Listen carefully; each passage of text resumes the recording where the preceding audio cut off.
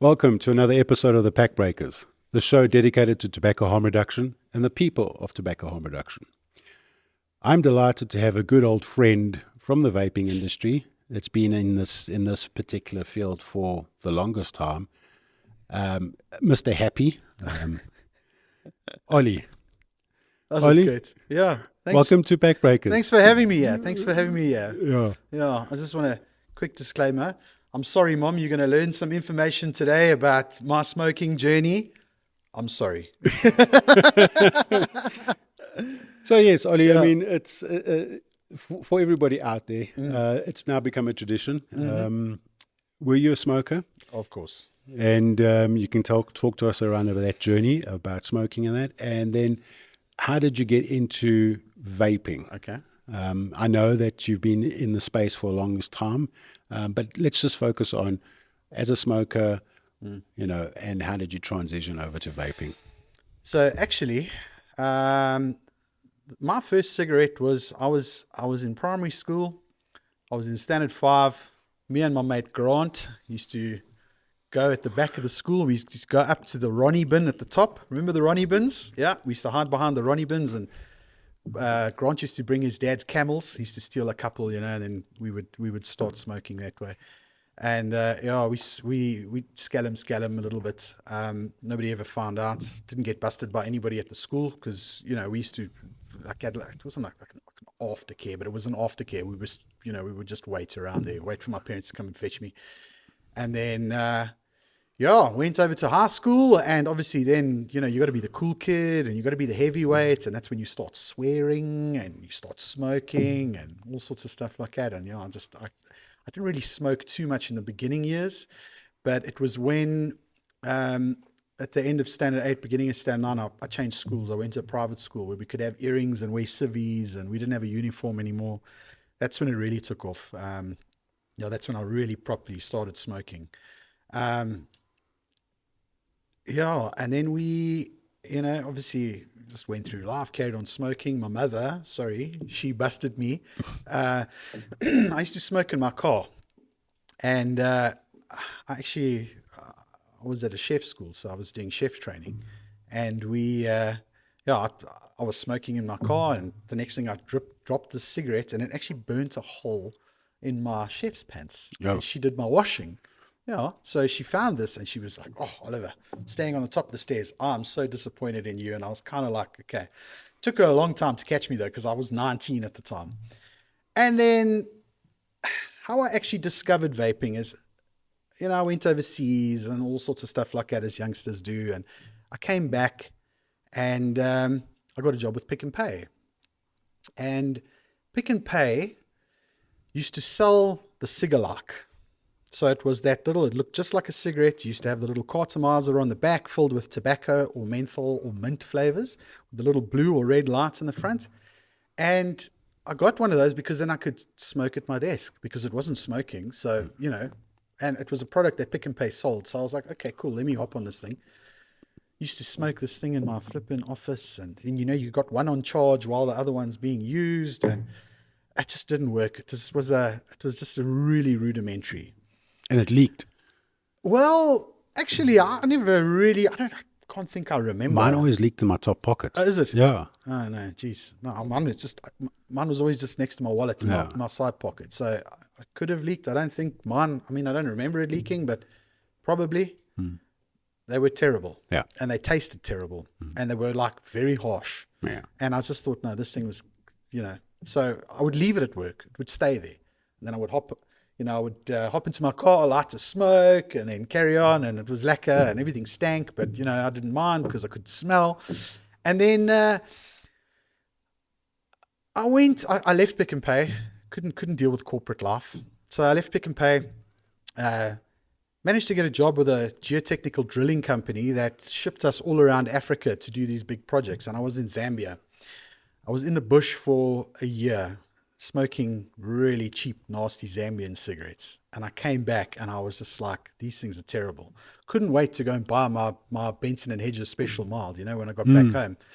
And so I got back home, I went and I bought them. And it must have been about, 2 weeks after I got back, a friend of my mom's actually had a twist in his hand. And I'll never forget, he handed this thing to me. He says, I hope you like peanut butter brittle. And I said, my goodness, I love that stuff, right? And I grabbed this thing and I vaped it. And I was like, oh, damn, they got it right. Let's do this. Okay. So, and I remember at that time, you could only buy them at Clicks because there were no vape shops. Yeah. You could only buy them at Clicks and they were like expensive. They were like 1.8, $2,000. So, sheesh. So I was like, okay, cool. I'm going to do this. I'm going to do this now. I'm really going to try and give this a go. So I went to the Clicks at Four Ways Mall, missioned in there, grabbed my tobacco pouch because I was actually rolling tobacco, chucked that in the flipping glove box of my car, bought this thing and said, right, this is an investment now. This is not something like that cheap cigar that I had. I mean, those things were so cheap. This is a proper, like almost $2,000, you know. I'm going to give this thing a bash. And I did, eh? And every time I wanted a cigarette, I just told myself, hit the vape, don't think of the cigarette. Hit the vape. That first 2 weeks was a little bit rough. But yeah, I managed to get through it. And then that liquid was expensive. It was getting expensive because it was little 10 ml bottles. Yeah. Remember? 80 milligrams. Yeah. And I was like, oh no, man, there's got to be a cheaper alternative. So, you know, as you do, you hit the Google. Now, my Google foo is strong. I hit the Google. And eventually I came across a vape shop in Four Ways. And I was like, oh, it's down the road from where I live. Let me go there. So I went there. And true's nuts, they had all these different flavors in these little squeezy bottles. They had The dripper bottles. little dropper bottles. Yeah. But it was the plastic ones. It wasn't the glass dropper bottles. That was Okay. the fancy stuff on the shelf. I wasn't buying that. That was all the international juice, you know. Oh no, that was fancy. So no. I started with the cheap stuff because it was like $60 for a 60 mil or a 50 mil. Yeah. And I found a mango that I liked, and I smashed this mango, and then I started looking at all the devices, mech mods, and rebuildable RTAs. I mean, the first rebuildable RTA that I actually ever saw in my life was a K-Fun 3.5 clone. Gee whiz. And I was like, whoa, how does this work? Anyway, I got more involved, and I just kept going back to the vape shop.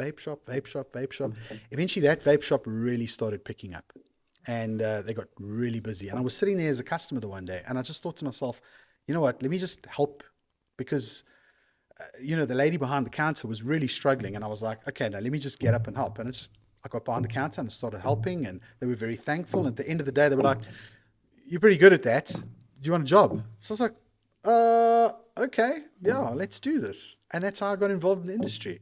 And we've just gone from there. And that was with Vape King. That was Vape King. Vape King in Four Ways. That was Vape King when they were still in the house. Yep. And Sherry was the lady behind the counter. Absolutely. And she was spinning. Let me tell you, she was spinning. Warren was in the back. He was also busy, because, getting orders and admin and all that stuff. So he couldn't be in the front. I do remember going there on Saturdays, where Saturdays really were busy, because he was like the only vape shop. I remember they used to have those launches at their house. Yes. And they had the Paulie launch and they had the Orion launch. Paulie. Oh, Mark. Yes. Yeah. And yes, it wasn't really a vape shop. It was just like a sitting room. Yeah, a sitting room. With these terrible little shelves. Yes. And then eventually we brought couches in there, and then they built more shelves on the wall to add more juice, because all the international stuff. And Yeah. And that's how it was. Yeah. That was a long time ago. That was a long time ago. Yeah. That was in the beginning. Yeah, that was the beginning. That was right at the beginning. Yeah. So, yeah. And then you've moved on, and you're now part of the Sir Vape family. Sir Vape Steam Masters. Yes. Yeah. And I just eventually wanted to maybe explore something else and try and do something else with my life. I knew that vaping would always be around, but there were more and more shops popping up, and I just thought, let me, I'm also a plumber by trade. I qualified as a plumber, and I thought, let me get back into that. So I left the industry, got back into plumbing. The company closed down in COVID.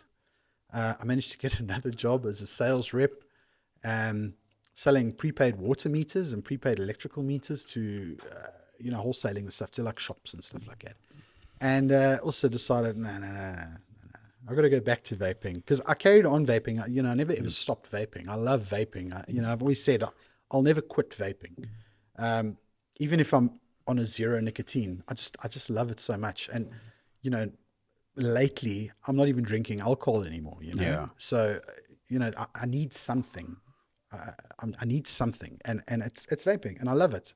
And I love the rebuilding aspect of it. I love all the chutters, you know, all the Yeah. gadgets, all the little things, the funny drip tips and the little bridges and the little doors you can get, no buttons, and I just love it. So yeah, there's no reason for me to quit. So I then came back into the industry, actually with the in-laws. So they decided, no, they've got a big rubber company, right? And they decided, no, they need to diversify. There's always money in alcohol. Let's open a bottle store. Now, my father-in-law was, it was always his dream to go and retire at the coast. So he's got very, very fond memories of Margate from when he was a kid, you know? Yeah. Uvongo, that whole area.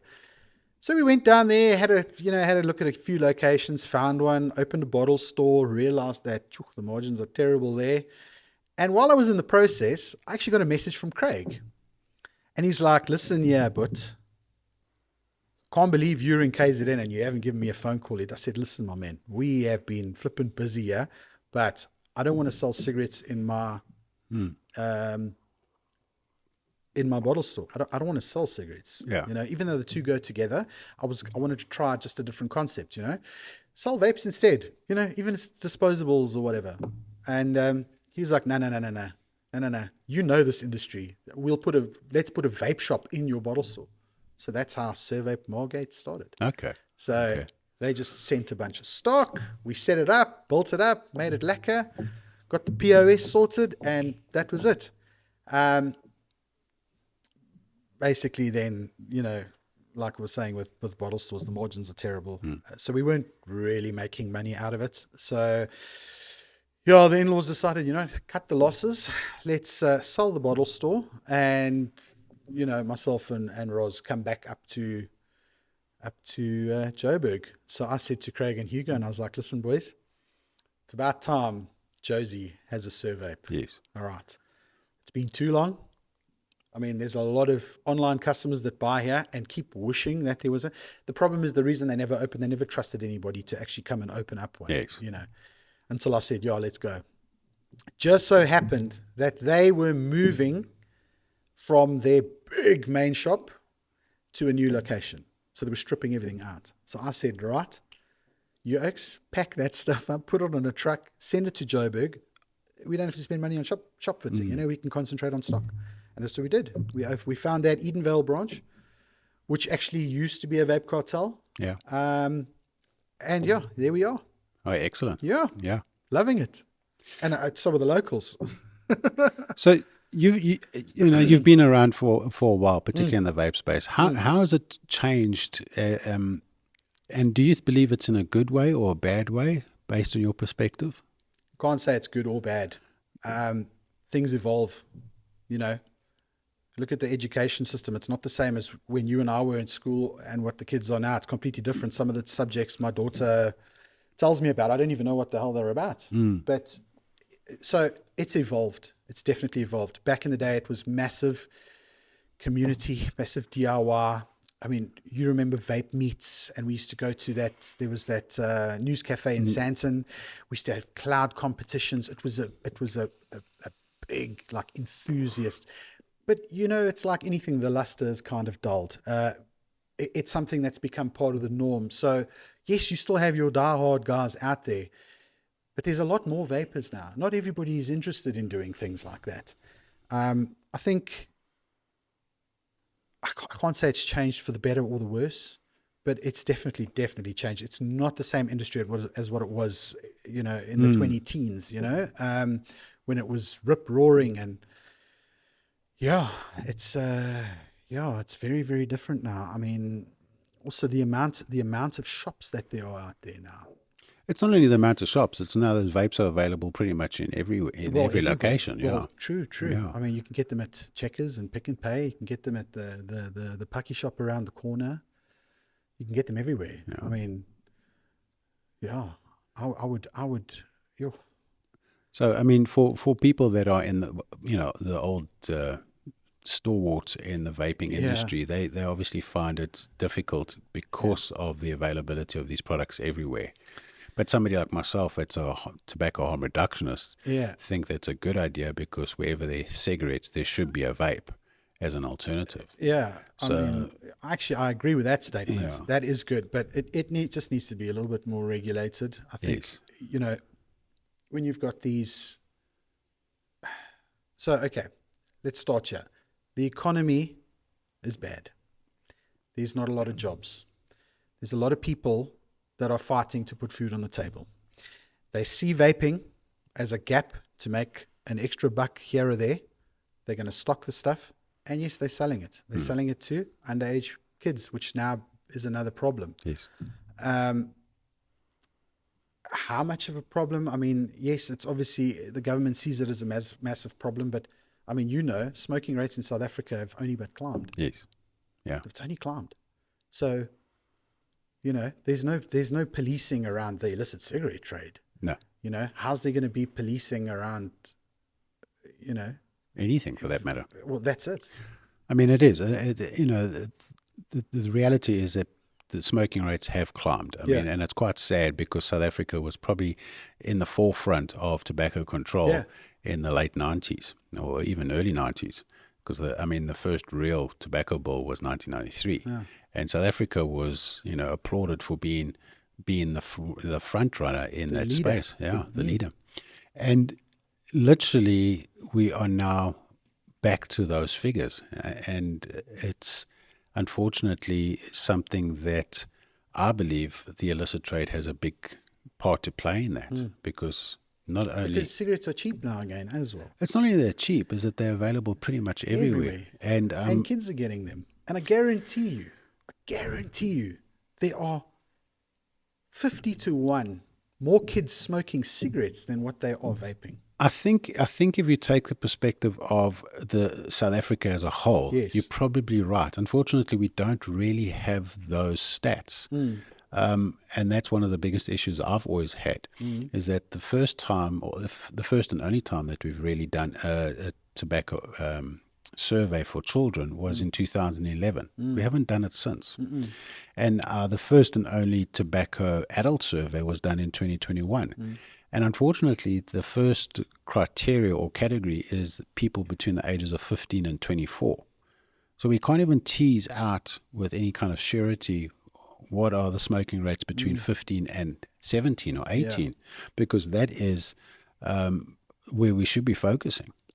So, and based on my experiences in the hearings, we're actually hearing people from those communities talking about, talking on the tobacco bill, is that it's not only cigarettes that are involved in these poorer communities, but there's a whole host of other issues relating to drugs and alcohol and so forth. And I find that problematic because I've always believed that we haven't spent too much time or too much focus on those issues, just generally children's behaviors, their health, their well-beings. And every statistic that I've looked at with regards to youth, all those numbers are climbing, all of them, not just smoking. And it's we haven't, and even if we have these bills and these laws that are supposed to protect the kids, they're not being enforced. They're not being policed at all. I mean, it's also just stems down to, back to the economy, and people don't have a lot of money. So now what do?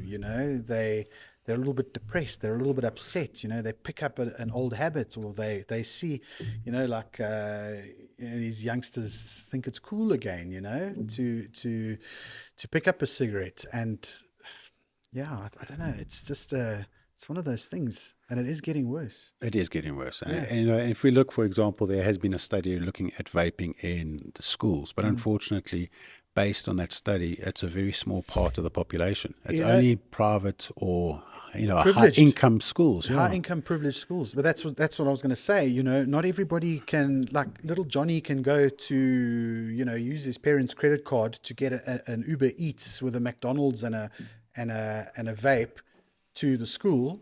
They put the vape in the McDonald's bag. It's in the school. They can afford to do that. But people in rural communities, there's no vapes there. There's no vape shops there. What are Well, they we doing? don't know. Well, okay. Well, I mean, We right. really don't know. That's the problem. True. Well, I mean, yes, no We've vape been shops. told. No vape shops, but Yeah. there's probably a store that's selling them. Is it though? That's the Well, question. We don't have that kind of data. We've been told that there's that. You see, one of the hypocrisies that I've picked up is that the narrative will come at is that vaping is growing amongst the youngsters, and it's really becoming a problem. But a little further down the presentation, they will ask, well, if this is truly about harm reduction, helping people quit smoking, why aren't there any vape shops in poorer communities? So there's a hypocrisy that's happening in that statement. And my question is, why wouldn't we want a vape shop in those areas? Why wouldn't we want? And you've just hit the nail on the head. It's about the economy. It's about people being able to afford it. And if South Africa is really serious about helping people quit smoking, then they shouldn't be putting excises on products that are less harmful. And especially such massive excises. Yes, huge excises. I mean, they should be looking at the same approach that we took with HIV and AIDS, where they start thinking about subsidizing some of these products and helping people quit smoking. If they really cared about helping people quit smoking. And that's my biggest argument it's around it. making too much money out of the illicit cigarette trade. Let's be flipping honest, yeah. Well, yeah, it's a Yeah. crazy business, the illicit cigarette trade. Yeah. And one of the things that I really object with some of the discussions that are coming out of, for example, the Department of Health, is that they now believe that illicit cigarettes are not their issue. It's a SARS issue. It's a police issue. My argument is that if you're a Department of Health and you are talking about the impact that smoking has on the health systems and the cost, the one figure is 42 billion rand is impacting the economy as a whole, and 14 billion rand is direct medical costs that are impacting the public health service, then you need to be in the position to tell me what percentage is due to illicit cigarettes. But they can't tell you that. Well, once again, you're stuck in this hypocrisy of the argument. The argument is that illicit is not their problem. That's a SARS or Revenue Services issue and a policing issue. It's not a health department issue. But it's everyone's issue. It's everyone's issue. Because I have a feeling that kids that are smoking now are not getting their smokes from a spa or Pick and Pay or something. Because have you seen the price of cigarettes in the spa? Yeah. So, these retailers that are selling legitimate cigarettes, that are paying the tax, they're not selling as many as they. I mean, going back to that bottle store in Margate, there was a shop across the road, and the amount of cars that used to stop there during the day to buy cartons of cigarettes, illicit cigarettes, buy 2-3 cartons, and they're paying like 150, $200, whatever it is, for a carton of cigarettes, which is like if you're going to buy a legitimate cigarette, that's like 2 packs of cigarettes. You know what I mean? So they would get raided. Cops would come, confiscate all their stock. That same afternoon, there was a bucky that would pull in, and they would restock their illicit cigarettes.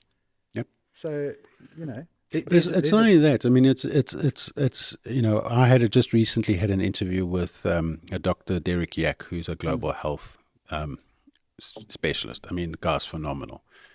And he when we were talking about harm reduction, and he quite clearly stated that if you reduce the amount of a particular activity, whether it be harmful or not, well, let's talk about harmful activities. If you reduce that, that is effectively harm reduction. So the illicit cigarettes also provide another aspect, is because they are so cheap and because they are so available, people will tend to smoke more. Of course. So therefore, you're exacerbating these issues, because the whole reason around excise is to make the products more expensive. Therefore, people smoke less. or they at least it pushes them to a point where they have to quit because they no longer afford it.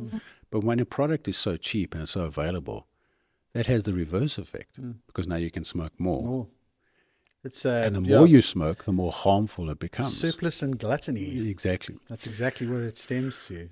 So, we're talking about the youth, and you quite clearly indicated that. I mean, you started as a youngster. yeah, You started, yeah. There were no vapes then. no, We but you smoked were Camels. So, one of the other aspects that's troubling me is that as much as vape shops and vape manufacturers are trying to prevent this from happening, and yes, we do know there are bad actors out there, it still doesn't address the issue around parents providing either an avenue or even supplying directly to these kids. And they do. How do you believe that we can work our way through that to stop that from happening? Or it's never going to stop completely. And, Do we just accept it, or do we do something that educates these parents? I'm sure there's definitely a way to curb it. You will never stop it. It's human nature. When you're young, you want to experience the world for yourself. That's why drugs, alcohol, cigarettes, all that stuff it's a youth thing. Because Johnny finishes school, he meets a bad chick, they go jolling, they do their thing. Eventually it gets out of their system and they carry on with life. But it's that age group, that experimental age group that you will never stop. In terms of education, I mean, you could educate parents to actually not supply their kids with the stuff. I mean, like I know for a fact, I've had moms and dads, they come into my shop with a 16-year-old. And then the mom comes and buys all the stuff, and then they walk out, and then the 16-year-old's like, "Oh, okay, I want that one." I had no idea that the 16-year-old, because otherwise I would play my part. I'd say, "Hey, listen, you shouldn't be, especially 5%, you shouldn't be vaping that." The parents don't have they don't have the education, even though it's out there. They don't want it because they all sit on Facebook groups and then they hear, moms and tots, whatever. They hear all the bad things about vaping and the popcorn lung, which is like, geez, if I hear popcorn lung and again, I mean, it's ridiculous. But yeah, we've got to somehow get to the parents and get them to educate their kids, because unfortunately there's no way. Like, I mean, you get some kids that don't touch alcohol until they're 21. You get some kids that are drinking at 12, 13 years old. Well, yes. I mean, a recent statistic that I read there is that 50% of kids between, I think, the ages of 14 and 17, 50% of those kids have exposure to or have used alcohol. Yeah. And if you look at the statistics around binge drinking in South Africa, it's horrendous. It is horrendous. And it goes back to the going to those communities and those public hearings, and you hear that all these other issues that are happening. Mm-hmm. So we have now got this proposed bill that's before us. What are your views on that bill, from not only just a consumer or a user of vaping products, but also a person that's in the industry? Yeah. I mean, I completely disagree with that bill. I mean, it's they're trying to now lump tobacco and vaping into the same group, which it's not. Yes, okay, it's a form of smoke, in layman's terms, that goes in and out. But you can't put cigarettes and vaping in the same bracket. The same as you can't put cigarettes and marijuana in the same. Although that's a lot more similar. It's both a plant, you're both burning it and you're smoking it. Just one has got let's say a stronger effect than the other. Also, not being able to display products. How's the customer going to know? What's available? Taking everything offline. That's ridiculous. The thing that I appreciate about the online services and I've done it many times, is you go online, you go to your favorite vape shop, you go, oh, have they got this juice? Oh, no, they don't have stock, but they've got this tank. So I'm going to buy the tank here. I'm going to go to another vape shop online.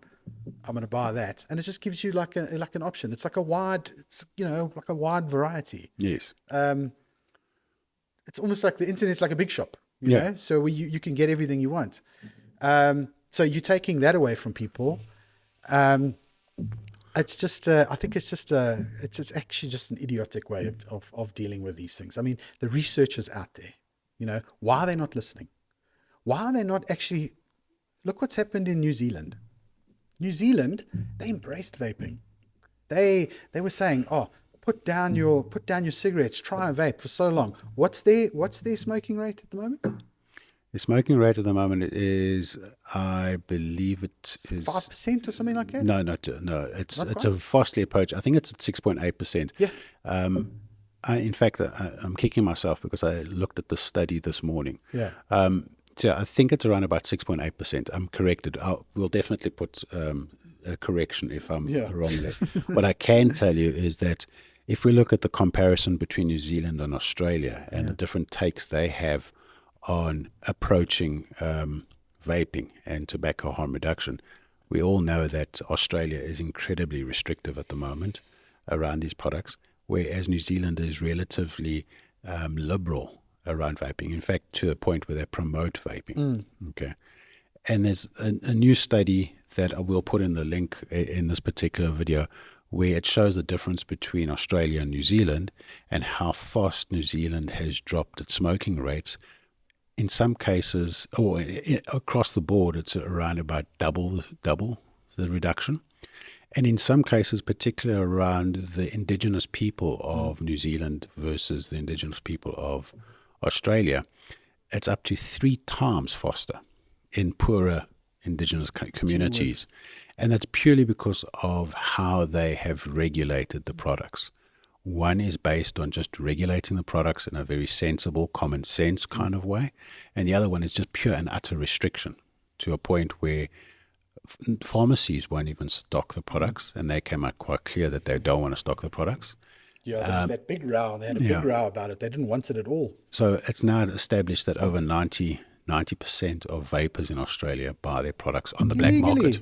Yeah. And that's a very, very important study that South Africa, I believe, should take into account when they do these deliberations, to say that, how do we change the tide of smoking in South Africa? Look at the history. Look what's going on elsewhere. Don't just put your blinkers on and go, we're going to do it this way. Yes. Because be pragmatic about how you deal with it. People are clever. If they're forced into a corner, they will find a way out. There's many ways to skin a cat. Yes. And if this bill goes through, just watch the black market do this. It's going to climb. No, absolutely. Absolutely. I mean already, with that the excise tax that was introduced, there's vape shops out there that make their own juice.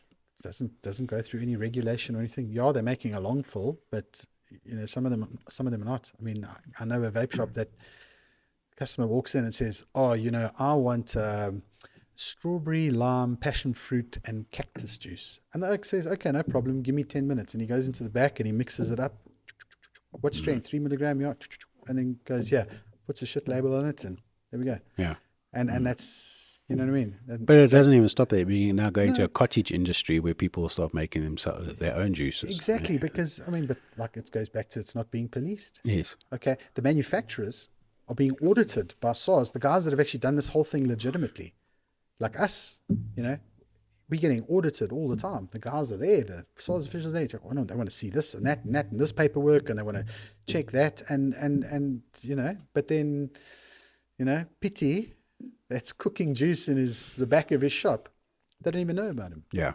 And there's a lot of it. But that also implements could possibly bring in additional risk to the whole activity, and we're back onto a sliding because slope. It's unregulated. You don't know the facilities that it's. So even the conditions of what these products are being made in, you don't know how they're being stored. Could introduce additional harm. Again, appropriate, pragmatic regulations and working with the industry rather against it is proving to be incredibly successful in places like New Zealand and the UK versus countries that have gone completely the opposite direction. I mean, I look at India. India's banned it completely. But there's vaping in You India. can vape in India. Yeah. You can vape in Stacks. India. And if you look at, for example, in Mexico, I now believe that the cartels own the industry, the vaping industry. Oh, of course they do. And it becomes really problematic. And that's something that we don't want to see in this country, given the fact that we are struggling as it is with lawlessness and crime and that. All that black market activity. There's no tax on that. Government's not getting a cent out of it. It's not only just the tax, as Yeah. that it actually becomes, it feeds into other nefarious activities and all those things. So, I mean, we're going down a dark route now. We usually end off the show with asking, what would you say if you were given an opportunity to have a discussion with somebody in the Portfolio Committee of Health or even the Health Minister? What would you like them to know as a person that's not only in the industry but have used these products? What would you like to share with them if you were given that First thing opportunity? I would do is I would tackle them, put them in the back of my car, and we would go for a drive. And we would go to all the shops, and I would actually get everybody to chat to them and just to see the industry through our eyes, see what's going on, see where the bad stuff is, see where the good stuff is, see what we're trying to do in the vape shops, see how we're trying to tackle these problems. We're looking at it from a point of view of we're trying to save lives. We're trying to get people to stop smoking, and I would want them to see that, to see how passionate we are about what we're doing, and just to wake them up a little bit, because I don't think they're not paying enough attention to this. They're just saying this is how it is, this is how it's done. But that's what I would do, is I would just take them around. I stay in Gauteng, go around the whole of Gauteng, and just get customers to talk to them, to tell them how these devices have changed their lives, how they used to smoke so many cigarettes a day, how they can walk upstairs now, how they're sleeping better at night, they're not snoring, they can taste food, they can do this, they can do that, and then just try and get them to actually work with us. That's what I would do. Wouldn't sit down in a room with them. Have to get them in the cab. That's a good answer. Yeah, It's actually a very good thing. because they blinkers. I don't think they do understand. No, they don't understand at all. And I think they see it in reports, and they see it on, it's almost like decision by spreadsheet. They're actually not walking the... Look at the stat, look at the number. Somebody that's never vaped goes, okay, Oh, so maybe a different roadshow of a kind. Put them in a bus and take them to different shops and let them speak to people that are in there. I mean, they'll come back and say we had public participation, so you could have done that. Yeah. But I don't think it's the same as actually going to these locations and spending some time with the people in those shops and the customers. So it's something that I haven't thought of. It's actually a very good answer. Yeah. Well, thanks, Arlie. No problem. So thank you very much for taking your time to come have a chat with me. It's really, really been good. Thank you for everything that you do. Yeah, thank you, Kurt, and thank you for having me here, and thank you for doing the amazing work that you're doing with VSML and lobbying and pushing and speaking to all the doctors. And I mean, it's incredible. It's great. It's good that we, in South Africa, we actually have a platform for it. So thank you so much for that and everything you do for this industry. We appreciate you, but we appreciate you. Thank you. Thank you very much. Thank you for watching another episode of The Pack Breakers. If you enjoyed our content and learned something, give us a like and subscribe to the channel. You can follow Pack Breakers on Rumble, YouTube, Spotify, and Apple Podcast. You can also follow us on all our socials on Facebook and Instagram, VSML_SA. But all our information is saved neatly and concisely on our website, vsml.co.za. Thank you. Hey everybody, Kurt Joya from VSML. I have some exciting news to share about our podcast, The Pack Breakers. We're shooting at an incredible location, The Shed in Silo. Check them out at www.theshedinsilo.co.za. Get ready for a visual treat. We'll be showcasing the stunning venue and state-of-the-art facilities offered by the Shed and Silo. From their spacious event spaces to the cozy cottages, this place has it all.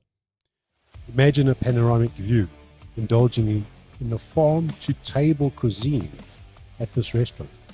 Fantastic cuisine. And relaxing with the refreshing drinks. Fantastic coffee. The Shed and Silo offers a truly unforgettable experience for anyone who appreciates nature, comfort, and style. So, mark your calendars and join us on the Pack Breakers as we take you on a virtual tour of the Shed and Silo. Trust me, this place will leave you speechless. Stay tuned for more updates on our up-and-coming episodes at this extraordinary venue.